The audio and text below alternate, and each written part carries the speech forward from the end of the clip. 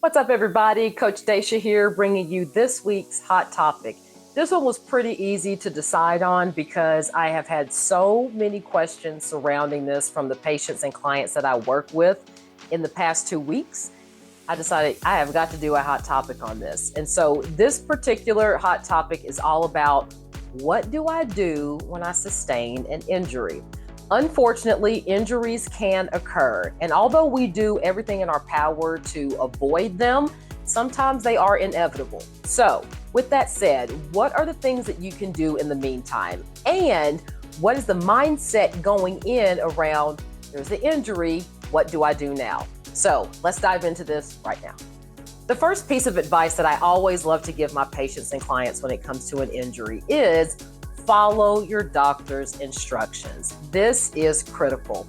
A lot of times we get instructions from a doctor and some people will follow them to a T, and some people will decide that maybe I don't necessarily listen to everything he or she told me.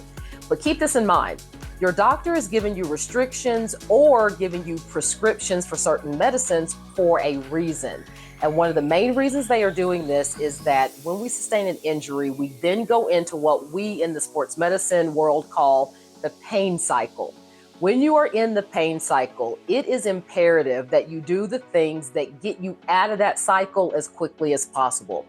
Pain, once again, inevitable with most injuries. However, the intensity of your pain and the duration of your pain can be vastly adjusted by you following doctor's instructions. So for a lot of people, this is going to be modifying moves, not doing certain movements depending on where the injury occurred, and it may also include taking certain prescription medications. Now keep this in mind. You are working with your doctor. So if you do have an aversion or maybe a mental block when it comes to certain medications, talk about that with your doctor so you too can come up with a plan for what you can do to get out of that pain cycle. So what happens when you don't follow their instructions? Well, if you start doing activities that are painful to you, you stay in the pain cycle. If you don't take medicines that will help you decrease the pain, then you stay in the pain cycle. And what happens is you can't get off that pain cycle until you adjust something. So you could possibly extend your injury and stay in pain for much longer than you need to be if you're not following their orders. So make sure that you're following those orders, but at the same time, make sure that you're working in collaboration with your practitioner so they can understand any hesitations that you might have about certain medications. Or if you're an avid workout junkie and being sidelined for a long time is also something that bothers you mentally. Make sure that you're talking about all these things with your doctor so he or she can work with you to make sure that your recovery time is as short as possible.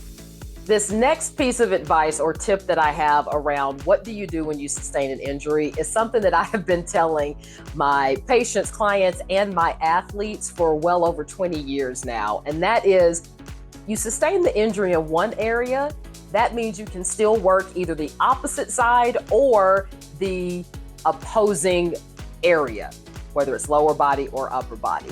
So here is a quick story that I used to tell a lot when it comes to this.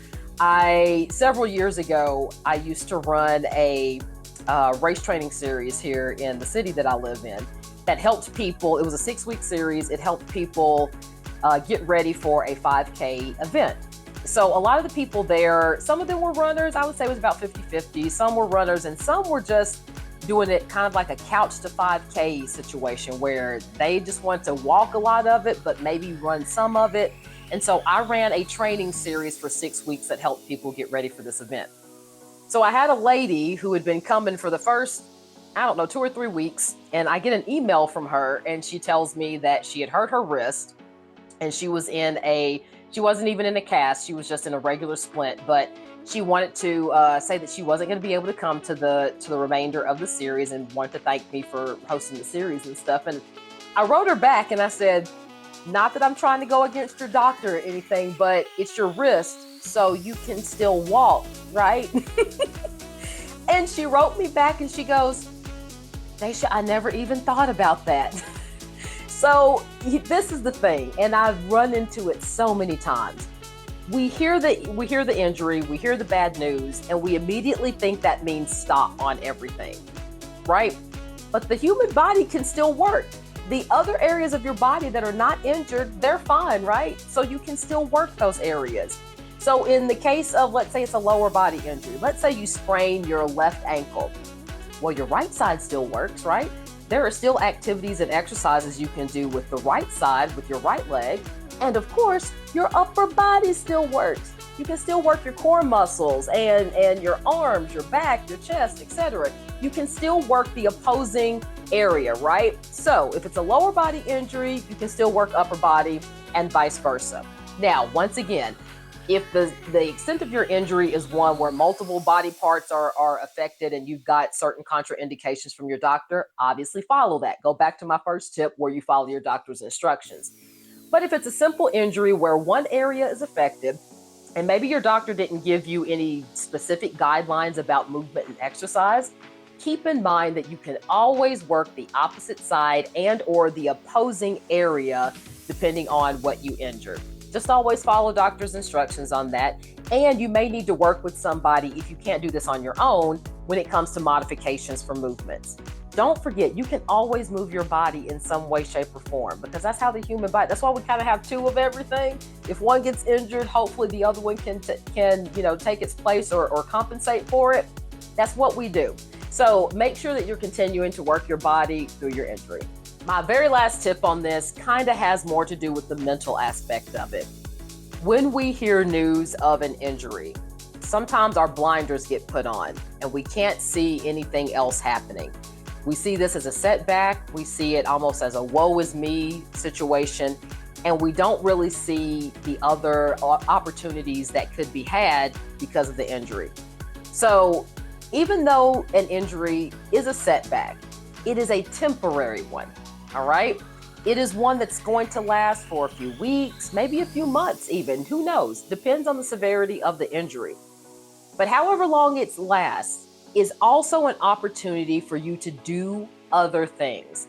Sometimes being sidelined physically means that we can get back in the game in other areas of our life. There may be something that you've been putting off doing because you have been so engulfed in your workouts, your exercise routine, or just figuring out what it's like to live with osteoporosis, etc.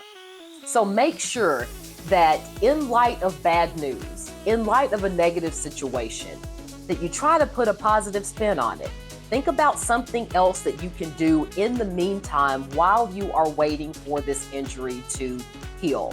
There are so many times where we feel like we don't have time to do things, and unfortunately, an injury kind of gives us the time to do those things.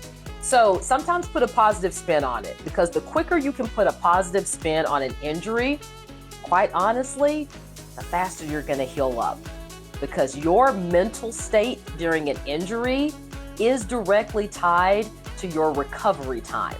So keep that in mind. The more negative space that we hold for an injury, the longer that we may suffer from it.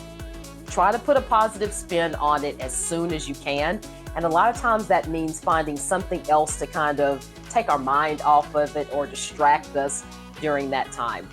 Always remember that mind-body connection. It is real, it is legit, and it is directly tied to your injury recovery time.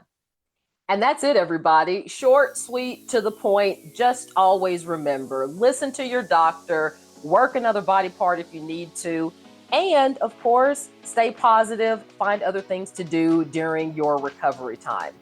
Injuries, once again, we try to avoid them the best we can, but sometimes they're going to happen. Unfortunately, we have to find ways to kind of work through that. So I hope that this hot topic was helpful for you, and I'll see you next week.